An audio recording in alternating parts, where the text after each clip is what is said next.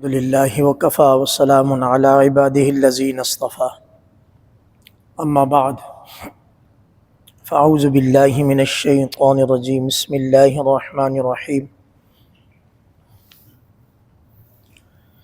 يا أيها الذين آمنوا اجتنبوا كثيرا من الظن إن بعض الظن إثم ولا تجسسوا ولا يغتب بعضكم بعضا أيحب أحدكم أن يأكل لحم أخيه ميتا فكرهتموه واتقوا الله إن الله تواب رحيم وروي عن النبي صلى الله عليه وسلم أنه قال كفى بالمرء كذبا أن يحدث بكل ما سمعه آمنت بالله صدق الله العظيم وصدق رسوله النبي الكريم ونحن على ذلك من الشاهدين والشاكرين والحمد لله رب العالمين۔ معزز حاضرین، السلام علیکم ورحمۃ اللہ وبرکاتہ۔ شوق اور محبت سے ایک دفعہ درود شریف پڑھ لیتے ہیں۔ اللہم صلی علی محمد وعلی آل محمد کما صلیت علی ابراہیم وعلی آل ابراہیم انک حمید مجید۔ اللہم بارک علی محمد وعلی آل محمد کما بارکت علی ابراہیم وعلی آل ابراہیم انک حمید مجید۔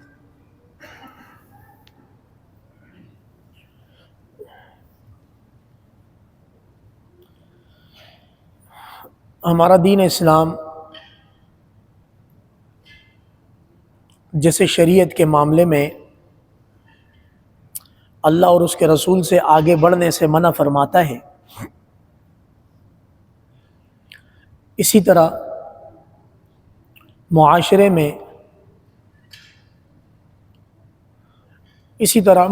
میں جب برائی ہو جائے تو اس برائی میں اپنا کردار ادا کرنے کی تاکید کرتا ہے، مینٹین اور متوازن اعتدال کے ساتھ۔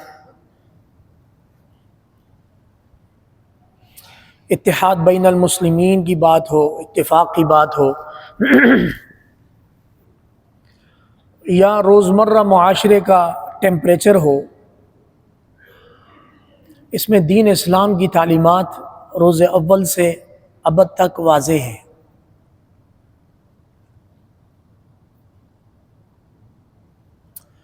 ہمارا معاملہ یہ ہے، ہمارے امتحان کی شدت یہ ہو گئی ہے کہ ہم نے اپنی تمام تر معلومات، انفارمیشن، علم، اس سب کو سوشل میڈیا کے حوالے کر دیا ہے۔ جو کچھ ہمیں اس ٹیکنالوجی کے ذریعے ملے گا گویا وہی درست ہے، باقی کوئی ذریعہ ہم نے اختیار بھی نہیں کرنا، محنت بھی نہیں کرنی، اور اسٹڈی تو بالکل کرنی ہی نہیں ہے۔ اسٹڈی کرنا گویا 2000 سے پہلے والے لوگوں کی ذمہ داری تھی۔ جس دور زمانہ میں، جس وقت میں ہم گزر رہے ہیں، گویا ہم نے پڑھنا ہے ہی نہیں۔ ایسے میں کیا بنے گا ہمارا؟ نتیجہ ہمارے سامنے ہے۔ معاشرے کا جو اخلاقی بگاڑ ہے وہ کس لیول تک چلا گیا ہے، اس کا ہم مشاہدہ کر رہے ہیں۔ سب سے بڑی کمی پتہ ہے کیا ہے؟ ہم لوگ وہ لوگ ہیں، میں اپنی بات کروں کہ بچپن میں گلی محلے میں ادھر ادھر شرارت کرتے ہوئے اگر کہیں پایا جاتا تو ہمارے گاؤں میں ایک صاحب تھے، ہمارے رشتہ دار بھی تھے، وہ مشہور تھے صاحب حق کے نام سے۔ صاحب حق لالا، صاحب حق۔ وہ جب معاشرے کے بچوں کو غلط کام کرتے ہوئے دیکھتے تھے تو وہ پھر یہ نہیں سوچتے تھے کس کا بیٹا ہے۔ ہاتھ تو ان کے تھے ہی تھے، بعض اوقات ان کے پاس پیٹھ پیچھے ڈنڈا بھی ہوتا، چھڑی نما، گویا کہ وہ گارنٹی تھے پورے علاقے کی کہ جو آپ کے جس کا آپ کا وہ لاک ہو جائے، جیسے F-16 میں ٹارگٹ لاک نہیں ہوتا، جو آپ کے نشانے پر لاک ہو جائے اس کو چھوڑنا نہیں۔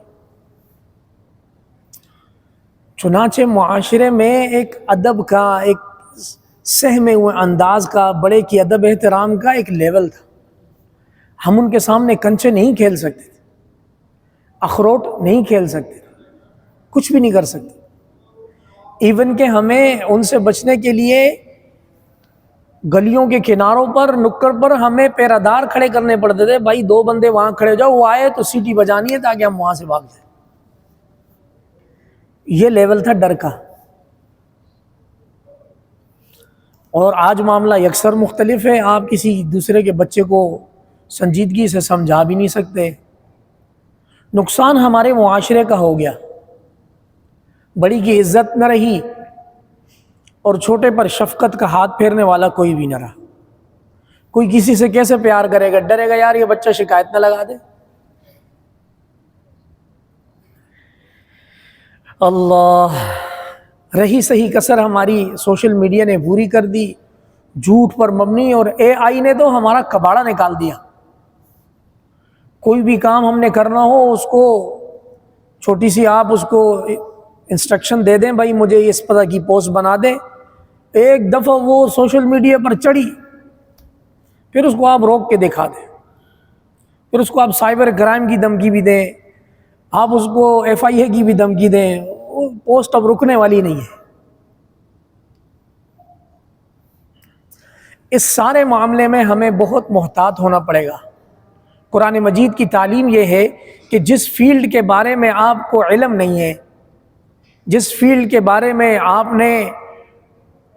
کو الف با کبھی نہیں پتا، اس فیلڈ کے بارے میں آپ رائے قائم نہیں کر سکتے. اس فیلڈ کے ماہر کے پاس آپ کو جانا ہوگا، تب آپ جا کر کامیاب ہوں گے، ورنہ آپ ناکام ہو جائیں گے. فَاسْأَلُوا أَهْلَ الذِّكْرِ إِن كُنتُمْ لَا تَعْلَمُونَ. اہل ذکر یعنی اہل علم، اہل نصیحت سے پوچھو اگر آپ کو پتہ نہیں ہے. انما شفاء العی السؤال. نہ جاننے کا، کم علمی کا جو مرض ہے، اس کی جو شفا ہے وہ سوال کرنے میں، پوچھنے میں. ہمارا معاملہ یہ ہو گیا کہ ہم تفرقہ بازی میں اتنے آگے چلے گئے کہ ہمارے سیاسی بھی فرقے ہیں، ہمارے مذہبی بھی فرقے ہیں، ہمارے صوبائی بھی فرقے ہیں، اور پھر ہمارے ٹاؤن میں جہاں ہم رہتے ہیں، پھر ہم اس میں بھی فرقہ در فرقہ ہوتے چلے جا رہے ہیں. یہ بات عمومی ہے. اللہ پاک نے ابھی تک بحیرہ ٹاؤن کراچی کو مجموعی طور پر اس زہر سے محفوظ رکھا ہوا ہے الحمدللہ. لیکن چونکہ ٹاؤن تو ایک چھوٹا سا ہے، ہمارا ملک تو اس زہر میں زہر آلود ہو چکا. اگر ساری خبریں سوشل میڈیا پر سچی ہوتی، گزشتہ رات پیٹرول والی خبر سچی نہ ہوتی، کیسے دل چھلنی کر گئی دوبارہ ہے. تو یہ ہمارے معاشرے میں پھیلی ہوئی برائی ہے. کسی نے کس نیت سے شیئر کر دی، پوری قوم کا دل چھلنی کر دیا اور یہ زخم تازہ کر دیا کہ ابنائے ہرمز سے ہمارے جہاز گزر چکے، اب تو پیٹرول سستا ہونا چاہیے. میری بھی تمنا یہ ہے، خواہش یہ ہے، ابھی دعا بھی کریں گے انشاءاللہ. لیکن یہ چیز ہمیں جو جس طرف ہمیں دستک دے کر جا رہی ہے معاشرے میں، کہ ہماری برائی کا لیول بہت ہائی ہو چکا ہے، ہمارے اندر سے صحیح اور غلط کی تمیز آہستہ آہستہ مٹتی چلی جا رہی ہے. کیا صحیح ہے کیا غلط ہے چھوڑ دو بھائی. اگر ہمارا یہ حال ہے تو آگے چل کر آنے والی نسل کا کیا حال ہوگا. تو معاشرے میں اتفاق، اتحاد، معاشرے میں امن و امان، انصاف، یہ چیزیں بحال کرنے کے لیے، برقرار کرنے کے لیے نہیں، یہ چیزیں ناپید ہو چکی ہیں، واپس لانے کے لیے ہمیں کچھ کرنا ہوگا. جو نوجوان، جو ٹین ایجر جو میری بات سن رہے ہیں، اللہ کریم آپ کو درد دل دے دے، کچھ ٹائم کے لیے تھوڑا پیچھے ہو جائیں، بیک فٹ پر آ جائیں. فتنوں کے بارے میں حضور علیہ السلام کی تعلیمات کیا ہیں؟ جہاں فتنہ برپا ہو وہاں سے ایک سٹیپ پیچھے ہو، سٹیپ ڈاؤن. اس فتنے کو دیکھنے کے لیے، مشاہدہ کرنے کے لیے اس کے قریب نہیں جانا، ورنہ وہ چک کے بیچ میں لے جائے گا۔ اور ایک مفہوم مجھے یاد آتا ہے، حضور علیہ السلام نے فرمایا تھا، غالباً مفہوم ہے کہ ایک وقت ایسا آئے گا کہ تلوار کی وال سے زبان کے ایک لفظ زیادہ تاثیر رکھے گا۔ اتنی تلوار کے زخم کی شدت نہیں ہوگی جتنے زبان کے ایک لفظ کی تاثیر ہوگی۔ تو ٹویٹر کا معاملہ آپ دیکھ لیں، کیا کام کرتا ہے، کس حد تک تکلیف دیتا ہے۔ وہ فلاں صاحب نے ٹویٹ کر دی، وہ لفظ ٹویٹ کتنی شدت رکھتا ہے۔ قربان جائیے نبی کریم صلی اللہ علیہ وسلم کی ذات اقدس مبارک ذات پر، جو اپنی امت کو ان تمام آنے والے چیلنجز کے بارے میں آگاہ کر گئے۔ غلطی ہماری ہے کہ ہم ان کی نہ تعلیمات پڑھتے ہیں، نہ سمجھتے ہیں، عمل کرنا تو دور کی بات۔ تو میرے معززین، سب بڑے اور چھوٹے، معاشرے میں نیوز بریک کرنے سے ہمیں اجتناب کرنا ہوگا خود، جب تک کہ ہر پہلو سے کنفرم نہ ہو جائے نیوز بریک نہ کریں، نہ میں کروں نہ آپ کریں، یہ بہت ضروری ہے۔ ورنہ نیوز بریک کرنے کے معاملے میں جب کوئی خلا دراڑ آ جاتی ہے پھر اس کو پر کرنا مشکل ہے۔ اور جب تک ہمارا شعور پختہ نہ ہو، سیاسی معاملات میں لفاظی کرنے سے اپنے آپ کو روکنا چاہیے۔ میں خود اپنے آپ کو سیاسی معاملات میں حقیقت یہ ہے کہ بہت کم تر سمجھتا ہوں، مجھے کچھ نہیں معلوم۔ اور حقیقت بھی یہی ہے، کئی دفعہ کسی معاملے میں ہم گفت و شنید کرتے کرتے کہاں تک چلے جاتے ہیں، بعد میں جب اسکرپٹ آتا ہے پتہ چلتا ہے یار ہم سب استعمال ہو گئے۔ لو بھائی، فری کے ایجنٹ ہم سب کے سب استعمال ہو گئے۔ تو سیاسی پختگی آنے میں، معاشرتی پختگی آنے میں وقت لگنا ہے۔ میں گزارش کیا کرتا ہوں، یہ جو اندھیرا اترا ہے اس کے اترنے میں دہائیاں لگی ہیں، زمانہ لگا ہے جب آ کر اتنا اندھیرا ہوا ہے۔ اب تھوڑے تھوڑے اجالے کی نوید صبح کی امید لگی ہے۔ پوری دنیا پاکستان کو عزت دے رہی ہے، ہمیں اللہ گواہ سمجھ ہی نہیں آ رہی ہمارے ساتھ کیا ہو رہا ہے۔ آپ ذرا پاکستان کو، اللہ گواہ ہے، پاکستان سے سنجیدہ ہونے کی ضرورت ہے، تھوڑا ریلیکس ہو جائے۔ ساری دنیا پاکستان کو پچھلے 8-10 دنوں سے عزت دے رہی ہے، اور ایز اے پاکستانی ہمیں سمجھ ہی نہیں آ رہی ہمارے ساتھ، گویا ہمیں عزت سوٹ ہی نہیں کر رہی۔ اللہ کریم ہے، یہ ملک کلمہ طیبہ کے نام پر بنا ہے، یہ ہمارا جنون ہے، جنون، اور تعصب ہے قیامت انشاءاللہ اس کو کچھ ہونے والا نہیں ہے۔ آپ پاکستان کی تاریخ پڑھ لیں، جس نے اس ملک کے ساتھ غلط کیا، عدالتوں سے بچا، نیب سے بچا، سب سے بچ کے اللہ کے دربار میں گیا، وہاں کی اگر کوئی لیکس آ جائیں، ابھی دبئی لیکس آئی ہے نا، دبئی میں جائیدادوں کی لیکس ابھی آئی، اگر عالم آخرت کی کوئی تھوڑی سی لیکس آ جائے اس شخص کے بارے میں جس نے اس ملک اور قوم اور اس مٹی کے ساتھ غلط کیا ہے، اللہ گواہ رونگٹے کھڑے ہونے سے کم بات نہیں ٹھہرے گی۔ تو یہ ملک پاکستان ہے، اللہ کریم نے بہت عظیم نعمت دی ہے۔ خاص طور پر جو اوورسیز لوگ ہیں انہوں نے اس پاکستان کے اندرونی ماحول کی وجہ سے ملک سے باہر بڑی تکلیفیں برداشت کی ہیں۔ دیکھیں، جو شخص اپنے علاقے سے، اپنے ملک سے باہر نہیں گیا اس کو نہیں معلوم، لیکن جس نے ایون عمرے، حج عمرے پر سفر کیا ہے، ہم مسلمانوں کا سب سے دیرینہ سفر یہی ہوتا ہے، تو وہ بھی بعض اوقات ایئرپورٹ پر ناسپاسی اور ناقدری کا مشاہدہ کرتا ہے۔ بھئی یہ فلاں ملک کا حاجی ہے، اس نے ہم سے اتنا قرضہ لیا ہوا ہے۔ بات سمجھ آ رہی ہے؟ یورپی یونین، کینیڈا اور امریکہ اور آسٹریلیا وغیرہ کو تو چھوڑ دیں آپ، لیکن اس ملک کے سیاسی داخلی امور کی وجہ سے وہ پاکستانی جو پاکستان کو ریمیٹنس بھیجتا ہے، ماہانہ پیسے بھیجتا ہے گھر والوں کو، اس ملک کا پاسپورٹ رکھتا ہے، اس ملک کے داخلی سیاسی میں اس لیے کہہ رہا ہوں کہ اکثر وجہ سیاسی ہے، ورنہ مذہبی بھی کبھی کبھی ہو جاتا ہے، سیاسی منظر نامے کی وجہ سے اس نے بیرون پردیس میں تکلیفیں کاٹی ہیں، اور آج اللہ کا کرنا ایسا ہے قدرتی طور پر کہ اس کو اللہ رب العزت وہاں اسی پاسپورٹ اور اسی اسٹیٹس پر عزت دے رہے ہیں، اور ہے ایسا، آج نہیں تو کل یہ خبریں آپ تک آ جائیں گی انشاءاللہ۔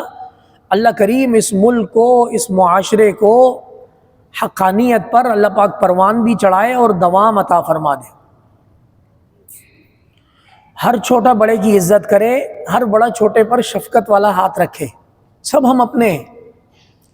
اور آج کل کی اگر مثال کو میں کھلے الفاظ سے بیان کر دوں تو ہماری حالت زومبیز کی ہو گئی ہے، زومبیز کی، کچھ بھی نہیں پتا، کوئی ہمیں اس طرف لگا دے ادھر جانا ہے تو پھر زومبیز کی طرح ہم ادھر ہی جائیں گے، راستے میں جو بھی آیا اس کو چک کاٹے۔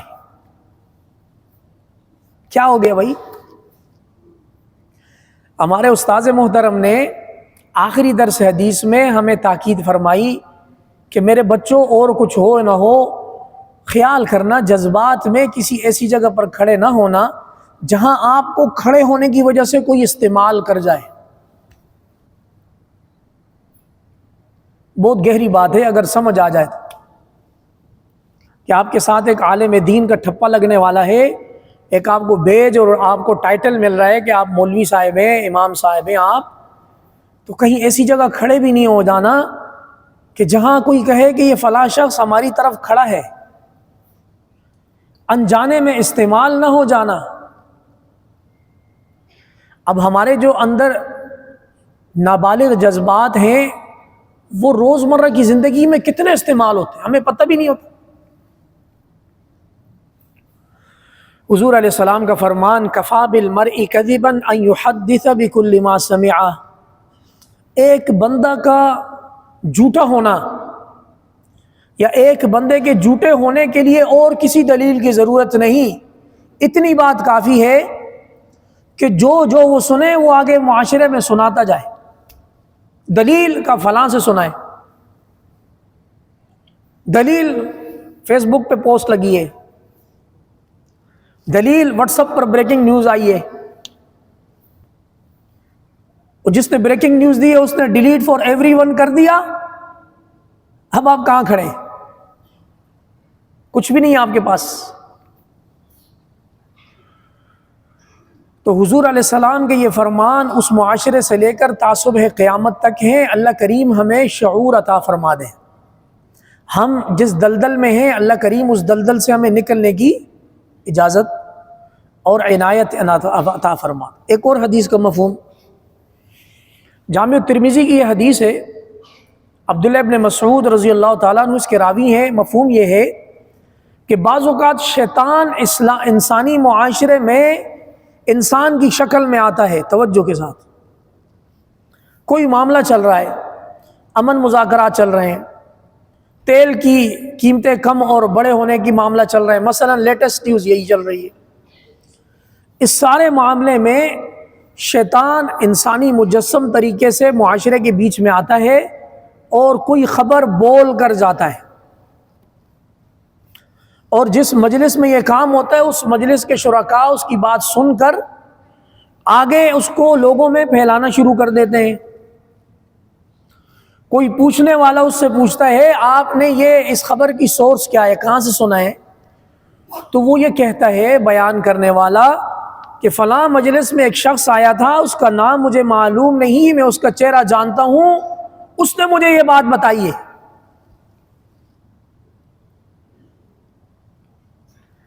قال وهو اصدق الصادقین، فرمایا کہ وہ حضور علیہ السلام سچوں کے سچے ہیں، ایسا ارشاد فرمایا ہے کہ جس کو سمجھنے میں ہمارا ٹائم لگ جائے۔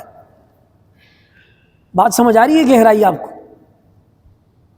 کہ ایک شخص جو کہ اصل میں شیطان ہوتا ہے انسانی معاشرے میں، انسان کی شکل میں آ کر کوئی بھی خبر پھلجڑی چھوڑ کر وہاں سے غائب ہو جاتا ہے۔ اور جتنے بھی اس مجلس کے اس میٹنگ کے لوگ ہوتے ہیں وہ اس بات کو لے کر آگے بیان کرنا شروع کر دیتے ہیں۔ اول تو کوئی ان سے پوچھتا نہیں ہے خبر کی سورس کیا ہے، اگر کوئی پوچھ لے تو وہ زیادہ سے زیادہ یہ کہا جاتا ہے کہ فلاں مجلس میں ایک شخص آیا تھا، اس کا چہرہ میں جانتا ہوں، اس کا نام مجھے معلوم، اس نے ہمیں یہ بات بتائی ہے۔ تو میرے معززین، ہمیں اپنے رویوں پر نظر ثانی کرنی ہوگی، بہت خیال کرنا ہوگا۔ دلدل سے اللہ پاک ہمیں نکلنے کی توفیق عطا فرما دیں۔ اپنے ملک پاکستان کے لیے، اس کو حاصل ہونے والی عزت کے لیے خوب دعائیں کریں، اس کو ہلکا نہ لیں۔ اس کو ہلکا نہ لیں۔ اس کے پیچھے جو ہمارے ملک میں دہشت گردی ہوئی ہے، لاکھوں لوگوں کا خون بہا ہے ملک کے اندر سرحدوں پہ، اور ہمارے بہت سارے ایسے لوگ جو سرحد پار نامعلوم افراد کے نام سے شہید ہوئے ہیں، خون کی ندیاں بہائی گئی ہیں، اس کے بعد اللہ پاک نے یہ دن دیکھنا نصیب فرمایا ہے۔ اور یاد رکھیں، اسماعیل ہانیہ کی شہادت ہو ایران میں، یا قطر کے اندر حماس کے ہیڈ کوارٹر پر جو امن معاہدہ ہو رہا تھا اس پر بمباری ہو، یہ چیزیں آپ بھول گئے ہیں کیا؟ آج یہ عزت گھوم پھر کے واپس میرے اور آپ کے کیپٹل اسلام آباد میں آئی ہے۔ اسلام آباد کس کا دارالحکومت ہے؟ میرا دارالحکومت ہے، آپ کا دارالحکومت ہے، اس میں اللہ پاک نے یہ عزت اتاری ہے۔ کفر کی، حنوط کی، بنیے کی سر توڑ کوشش رہی پاکستان کو تنہا کرنے کی، آج پوری دنیا پاکستان کے قدموں میں آ رہی، اور حقیقت یہ ہے کہ ہمیں سمجھ ہی نہیں آ رہی ہمارے ساتھ کیا ہو رہا۔ اللہ کریم یہ عزت برتنے کی، بعض اوقات اہل اردو دعا دیتے ہیں اللہ پاک برتنے کی توفیق عطا فرمائے۔ مفہوم سمجھ آ رہا ہے؟ یعنی جو نعمت مل رہی ہے اللہ پاک اس کو ہضم کرنے کی توفیق عطا فرمائے۔ تو ملک پاکستان کے لیے خصوصی دعا کریں، اللہ کریم اس امن مذاکرات میں اس ملک کو ہماری سوچ سے بڑھ کر عزت اور اس کی کھوئی ہوئی شان و شوکت اور طاقت اللہ اس کو واپس عطا فرما دے۔ وآخر دعوانا الحمدللہ رب العالمین۔ سنت ادا کیجیے۔